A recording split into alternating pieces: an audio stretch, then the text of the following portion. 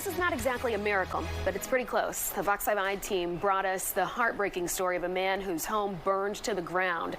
His contractor was paid to restore it, but he admitted he didn't. Well, a viewer couldn't live with that. Dana Fowle has an update that is nothing but good news. Dana. It is good news, at least now, but it's been a long time coming, I'll tell you. Since March 2020, Robert Watts has been sleeping in his car with friends at their homes, showering at the Y. The mortgage company paid a contractor to rebuild his house, but it didn't happen. Well, today, it's quite frankly a little bit of a showpiece, and it's because of a Good Day Atlanta viewer. One morning, I was up watching Fox 5 News. Contractor Quincy Collins saw this story on Good Day Atlanta in 2022. I told my wife that I just saw something that really touched my spirit. I think we should do something about it. It was Robert Watts and his burned out shell of a home 2 years after a fire that displaced him. March 2020, just as the pandemic was kicking in, your house caught fire. So the house was destroyed. Mr. Watts' insurance company estimated at the time it would be more than $129,000 to rebuild his DeKalb County house. So he hired A Superior Contracting and Restoration to do the job. The contractor, Tavares Riley, never finished the job. The contract said it would be done July 31st, 2020.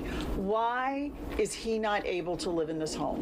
Because we're not finished. Some things just happen. What? Give me one thing that happened. Just mishaps. And that is as much clarity as we got. But in text, Mr. Riley to Mr. Watts wrote, "I'm going to make this right. It's my fault."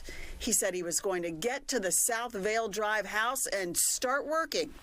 Mr. Watts says he never came back and describes to us what the last 4 years have been like for him.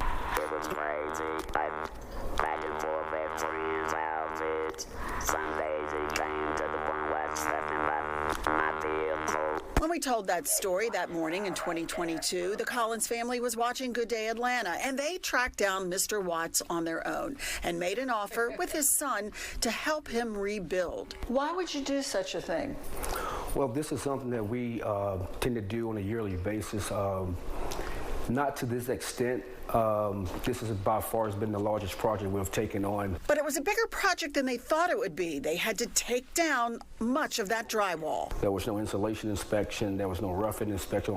None of the mechanicals. We had to pull everything off to get those things inspected. And once we got those things inspected, there was a lot of things that was not to current code. DeKalb County records back in 2020 showed some inspections had failed. And no records, according to a county spokesperson, showed that the first contractor ever got the job signed off on. As far as they were concerned, it was incomplete. But look at it now. Sit down, sleep good. Feels like home and you sleep good. Bedrooms for the grandchildren, a beautiful kitchen for holiday meals, and a TV room for entertaining. Robert Watts insisted on telling us and Good Day viewers about the angels who came to rebuild his life. I don't take all the credit for it. My son, his company, it was a collab amongst all of us. My other son is part of one of my managers in the organization. My general manager, Earl, he spent a lot of time with Mr. Watts. After 4 long years, it's a home again. Everybody could pay them money. God knows I would, but they didn't have to come through tonight.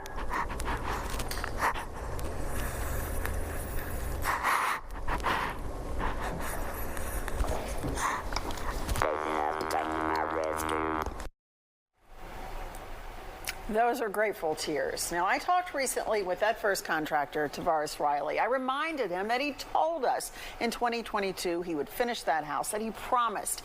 But he said COVID and other things, as he put it, got in the way. He also said to me that I was now calling him about things he wanted to put behind him. So how did that contractor keep getting paid then? Well, COVID did play a role in this, but not exactly the way he's pitching it. It did make a difference. The house caught fire, again, March 2020. You remember what happened in March 2020? The pandemic began. In-person business wasn't being done, so the mortgage company that cut the checks didn't have a reliable system in place. These were early days, so they weren't checking the progress or inspections in the way they would today. The county wasn't doing it the same way, and Mr. Watts' job fell between the cracks in the system at a really tough time. Yeah. Well, what I appreciate about what you emphasized in that report is this wasn't somebody who was reaching out to the news like, hey, look at me, I'm doing this good work. Absolutely not. In fact, Mr. Collins, the contractor, looked at something on the screen, did a tight shot, figured out how to find Mr. Watts on his own, reached out to Mr. Watts on its own. It's been a 2-year process. We hadn't heard a peep about this. We had no idea. It was Mr. Watts who just incessantly called us here in the last couple of weeks and said, please, please, please, please come look at this again and look what our community can do when it is in the position to help. Yeah. He is crazy grateful. And understandably so. Yeah.